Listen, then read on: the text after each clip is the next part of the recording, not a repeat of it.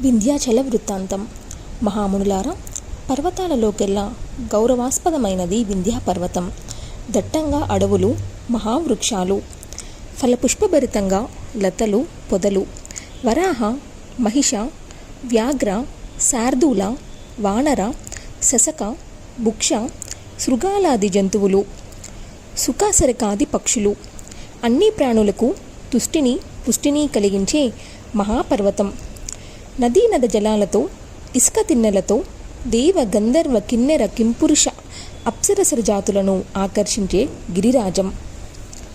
లీలా వినోదంగా లోకాలన్నీ పర్యటించే నారదుడు ఒకనాడు వింధ్యాద్రికి వచ్చాడు. వింధ్యుడు ఎదురేగి అర్ఘ్యపాత్యాది అతిథి సత్కారాలు జరిపి సముచిత ఆసనం మీద కూర్చోబెట్టి కుశల ప్రశ్నలు వేశాడు.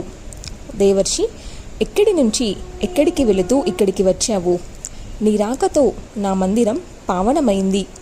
సూర్యుడిలా నిరంతరం నువ్వు సంచరిస్తూనే ఉంటావు. నీ సంచారం ప్రాణకోటికి అభయప్రదం. మహానుభావ, సృష్టిలో నీకు తెలియని వింతలు విడ్డూరాలు ఉండవు. అటువంటి అపూర్వము అద్భుతావహము వృత్తాంతమేదైనా ఒకటి చెప్పు, చెవులకు విందు చెయ్యి. వింధ్యాద్రి, నేనిప్పుడు బంగారు కొండ మేరు పర్వతం నుంచి వస్తున్నాను. ఆ శిఖరం మీద ఇంద్రాగ్ని యమ వరుణ లోకాలున్నాయి. అష్టదిక్పాలకులకు భవనాలున్నాయి. అవి భవనాలంటే భవనాలా? సకల భోగాలకు భువనాలు అని చెప్పి నారదుడు గట్టిగా నిట్టూర్చి ఊరుకున్నాడు. అదేమిటి దేవర్షి, అలా నిట్టూర్చావు? కారణం ఏమిటి అని సంభ్రమంగా అడిగాడు వింధ్యాద్రి. నారదుడికి ముఖం విప్పారింది. అద్రిరాజా, ఏం చెప్పమంటావు? హిమవంతుడున్నాడా? పార్వతీదేవికి తండ్రి, శివుడంతటి వాడికి మామగారును కదా. ఆ శివుడి సంబంధంతో హిమవంతుడు పరమపూజ్యుడయ్యాడు. అలాగే కైలాసమును, అది శివుడికి సాక్షాత్తు నివాసభవనమాయే, పూజ్యుడయ్యాడు. పాప వినాశకుడనే కీర్తి పొందాడు. అలాగే నిషద, నీల, గంధమాదనాదులు అవేవో ప్రత్యేకతలతో మన్నలను అందుకుంటున్నాయి. ఎవరి గౌరవం వారికి దక్కుతుంది. బాగానే ఉంది. కానీ ఆ మేరు పర్వతం ఏమిటో మరీ విర్రవీగుతుంది. విశ్వాత్మకుడు సూర్యుడు గ్రహ బృందాలతో నక్షత్ర గణాలతో సహా తన చుట్టూ తిరుగుతూ ఉంటాడట. తానేమో కనక పర్వతమట. అన్ని పర్వతాలలోకి తానే ఉత్తమోత్తమమంట, శ్రేష్టంట, పరిష్టంట, వరిష్టంట. తనకు సాటి వచ్చే పర్వతం మరొకటి ఈ సృష్టిలోనే లేదట. ఏమిటో ఇలాగా తనకు తాను భావించుకొని తెగ విర్రవిగిపోతున్నాడు ఆ మేరు పర్వతరాజు. జ్ఞాపకం వచ్చి నిట్టూర్చాను. అంతకన్నా ఏమీ లేదులే వింధ్యా పర్వతరాజా. అయినా నాలాంటి తపస్సులకు ఇలాంటి గొడవలతో పనేమిటి చెప్పు? ఏదో ప్రసంగవశాత్తు వచ్చింది కాబట్టి, అదైనా నువ్వు అడిగావు కాబట్టి ఈ మాటన్నా చెప్పాను. వెళ్ళొస్తా. ఈ మాట కాస్త చెప్పేసి స్వౌరచారి దేవర్షి బ్రహ్మలోకానికి వెళ్ళిపోయాడు. వింధ్యుడికి మనస్సు కుతుకుతలాడిపోయింది. లోపల లోపల చుచ్చురగులుకుంటుంది. శాంతి లేదు. ఏమి చేయాలి? ఎలా చేయాలి? మేరువుని జయించడం ఎలాగా? అందాక శాంతి లేదు, సౌఖ్యం లేదు. ఓడించకపోతే నా ఉత్సాహం ఎందుకు? నా మానాభిమానాలు ఎందుకు? నా కీర్తి ఎందుకు? నా కులం ఎందుకు? నా బలం ఎందుకు? నా పౌరుషం ఎందుకు? నా జ్ఞానం ఎందుకు? నా వంశం ఎందుకు? ఇలా మదన పడుతుండగా అతడి మనసులో ఒక ఆలోచన తలుక్కున మెరిసింది. దోషకారిణి బుద్ధి పుట్టింది. రోజు సూర్యుడు గ్రహణ నక్షత్ర బృందాలతో ప్రదక్షిణం చేస్తుంటాడట కదా ఆ మేరువుకి. సరే, ఆ సూర్యుడి మార్గానికి అడ్డం నిలుస్తాను. ఎలా ప్రదక్షిణం చేస్తాడో చూస్తాను. మేరువుకి గర్వభంగం చేస్తాను. ఈ బుద్ధి పుట్టడం ఏమిటి? వెంటనే వింధ్యాద్రి ఆకాశానికి ఎదిగింది. కొండ కొమ్మలతో ఆవరించింది. సూర్యుడు ఉదయించని, ఎటు కదులుతాడో చూస్తాను అని ఆకాశాన్ని తన్ని పెట్టుకు నిలబడింది. రాత్రి గడిచింది. నిర్మలంగా తెల్లవారింది. దిక్కులు తేటపడ్డాయి. తూర్పు కొండ నుంచి సూర్యరథం కదిలింది. కిరణాలు దిశలకు పరుచుకున్నాయి. పద్మాలు వికసించాయి. కలువలు ముకులించాయి. లోకులు తమ తమ పనులను ఉపక్రమించారు.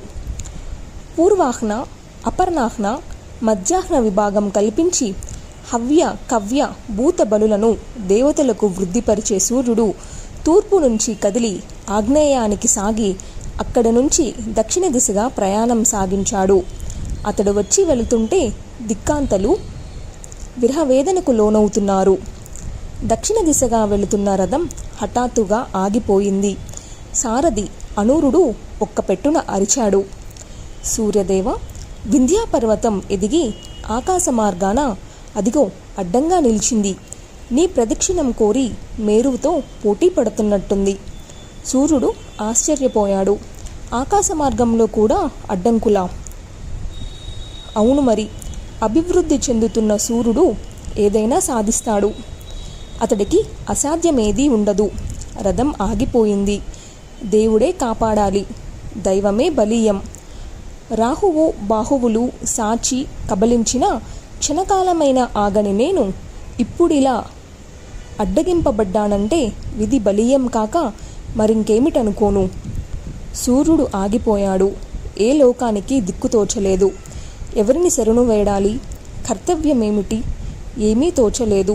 మానవులే కాదు, చిత్రగుప్తాదులు కూడా సూర్యుడిని బట్టే కాలాన్ని గణిస్తున్నారు. ఇప్పుడు ఏమి చేయాలో వారికి పాలుపోలేదు. ఒక పర్వతం సూర్యభగవానుణ్ణి అడ్డుకోవడమా? ఆహా, దైవ విపర్యమిది. జగత్తు స్తంభించిపోయింది. స్వాహాస్వదాకారాలు లేవు. ఇది పశ్చిమ దిక్కువారి అవస్థ.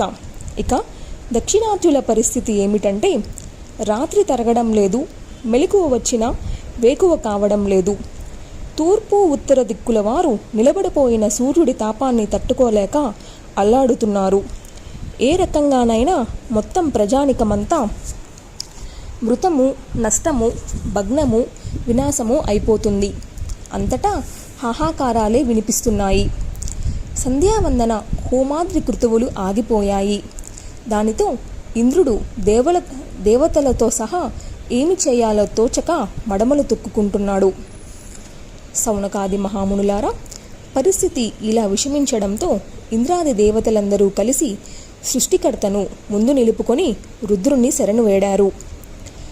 ఉమాలలిత, పంకజ, గణాధ్యక్ష, అష్టసిద్ధి విభూతిదాత, మహామాయా విలాసస్థానమా, పరమాత్మ, వృషాంక, అమరేశ, కైలాసవాస, అహిర్బుద్న, మాన్య, మను, మానద, అజ, స్వాత్మారామ, శంభు, గణనాథ, దేవ, గిరీశ, మహావిష్ణుస్తుత, విష్ణుహృదయ పద్మనివాస, మహాయోగరత, యోగగమ్య, యోగి విభు, యోగీశ, యోగఫలప్రద, దీనరక్షపర, దయాసాగర, ఆర్తిప్రశమన, ఉగ్రవీర్య, గుణమూర్తి, వృషధ్వజ, కాలస్వరూప, కాలకాల, నమో నమః, నమో నమః అంటూ అందరూ సాగిలపడ్డారు.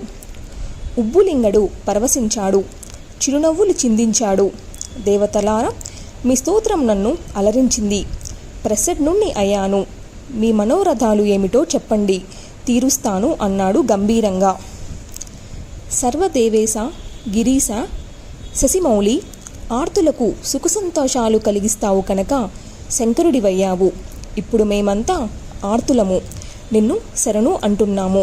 మాకు శం కలిగించు. వింధ్యాపర్వతమని ఒకటుంది. మేరువుతో దానికి పంతము, పోటీ. అదిప్పుడు శరీరం పెంచి సూర్యగమనాన్ని నిరోధించింది. లోకాలన్నీ అల్లాడిపోతున్నాయి.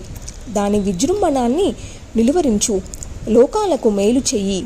సూర్యుడే ఆగిపోతే ఇక కాలజ్ఞానమెలాగా?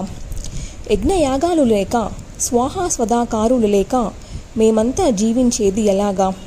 ఎవరిని శరణు వేడాలి అని ఆలోచిస్తే మాకందరికీ నువ్వే స్ఫురించావు. ఈ ఆపద తొలగించడానికి నువ్వే సమర్థుడవు.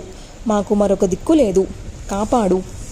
దేవతలారా, మీకు నా మీద ఉన్న నమ్మకానికి సంతోషమే, కానీ నాకు అంతటి శక్తి లేదు. ఏ పర్వతాన్నైనా అణిచివేయగల సమర్థుడు రమాకాంతుడొక్కడే. అతడే మనకందరికీ ప్రభువు, సర్వకారణ కారణుడు. నేను వస్తాను, పదండి వైకుంఠానికి వెళదాం, శ్రీహరితో విన్నవించుకుందాం, కష్టాలు కడతేరుస్తాడు అనడమేమిటి? శివుడి వెంట దేవతలందరూ బయలుదేరి వేగంగా వైకుంఠం చేరుకున్నారు.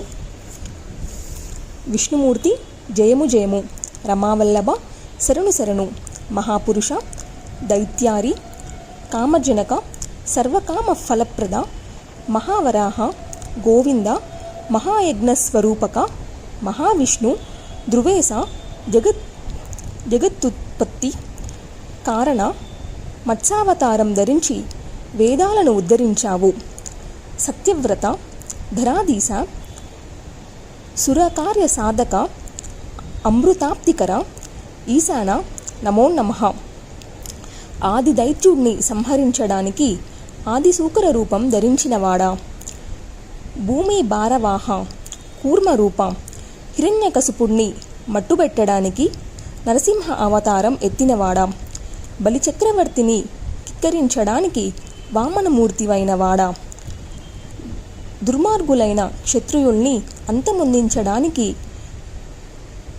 రేణుకా జమదగ్నులను పుత్రుడివైన పరశురామ, దశకందర, సంహారం కోసం భూలోకాన అవతరించిన దాశరథి, కంస దుర్యోధనాది రాక్షసులను తునిని భూభారం తొలగించడానికి ధర్మ సంస్థాపనకు కృష్ణావతారం ధరించినవాడా, పశుహింసను వారించి దుష్ట యజ్ఞాలను నిషేధించిన బుద్ధావతార, దుష్టుల పాలనలో మగ్గిపోతున్న లోకాన్ని కాపాడటం కోసం కల్కీ రూపం ధరించినవాడా, శిష్ట రక్షణకు దుష్ట శిక్షణకు దశావతారాలు ఎత్తి సర్వ దుఃఖ హరుడువయ్యావు.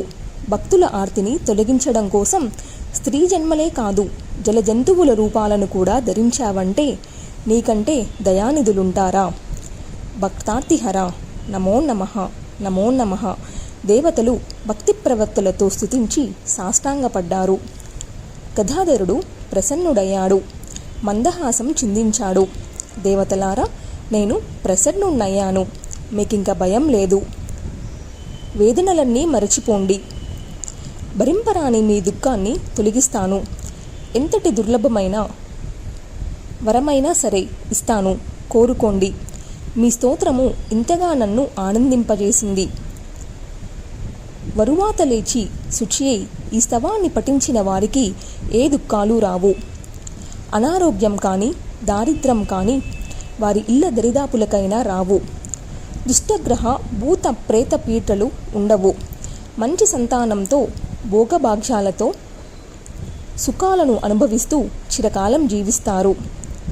1000 ఏళ్ల ఈ స్తోత్రం సర్వార్థ సాధకం, భుక్తి ముక్తి ప్రదాయకం. విబుధులారా, మీ మనసులో బాధ ఏమిటో చెప్పండి, తప్పకుండా తొలగిస్తాను అను మాత్రం కూడా సందేహించకండి. శ్రీహరి ప్రసంగంతో ఇంద్ర, రుద్ర, బ్రహ్మాది దేవతలకు ఉత్సాహం కలిగింది. వింధ్యా వృత్తాంతం వినిపించారు. దేవదేవ, మహావిష్ణు, సృష్టి స్థితిలయ కారణ, వింధ్యాపర్వతం సూర్యభగవానుణ్ణి అడ్డుకుంది. మేమంతా భోగభాగ్య రహితులమైపోయాము. ఏమి చేయాలో, ఎక్కడికి పోవాలో దిక్కుతోచక నీ సన్నిధికి వచ్చాం, నువ్వే కాపాడాలి అని మొరపెట్టుకున్నారు. దేవతలారా, చరాచర జగత్తంతటికీ కన్న తల్లి శ్రీమన్మహామాత. ఆ దేవిని నిరంతరం అర్చించే అగస్త్య మహర్షి వారణాసిలో ఉన్నాడు. మహా తేజస్వి. అతడు వింధ్యా గర్వాన్ని అణగదొక్కుతాడు. ముక్తిధామమైన ఆ కాశీకి వెళ్ళి అగస్త్యుణ్ణి అభ్యర్థించండి. విష్ణుమూర్తి చెప్పిన ప్రకారం దేవతలందరూ కాశీకి వెళ్ళారు. భక్తియుక్తులై మణికర్ణికలో సచేల స్నానాలు చేశారు. దేవ పిత్ర తర్పణాలు విడిచిపెట్టారు. దాన ధర్మాలు చేశారు. అగస్త్యుడి ఆశ్రమం చేరుకున్నారు. ప్రశాంతమైన వాతావరణం, గుబురుగా ఎదిగిన చెట్లు, మయూర, సారస, హంస, చక్రవాకాలు గుంపులు గుంపులుగా సంచరిస్తున్నాయి. వ్యాఘ్ర, శార్దూలాది క్రూరముఖాలు సైతం నిశ్శబ్దంగా, ప్రసన్నంగా, తపస్సుల్లాగా ఉన్నాయి. కుటీరంలో మహర్షి ధ్యానంలో కూర్చొని ఉన్నాడు. దేవతలు ఆట్టే అలికిడి చేయకుండా వెళ్ళి సాష్టాంగపడ్డారు. బ్రాహ్మణోత్తమ, పరమపూజ్య, వాతాబి, బలనాశక, కుంభసంభవ, లోపాముద్రాపతి, మిత్రావరుణ నందన, సర్వవిద్యానిధి, శాస్త్రానిధి, నువ్వు ఉదయిస్తే జలప్రవాహాలు తేరుకుంటాయి, రేళ్ళు దుబ్బలు వికసిస్తాయి. రావుడనంతటి వాడు నీ భక్తుడు, జటామండలధారి, శిష్య బృంద విహారి, నమో నమః. దేవతాస్తుత్య గుణరాశి, అపోసిత వారాసి, శరణు శరణు స్వామి, శరణు శరణు.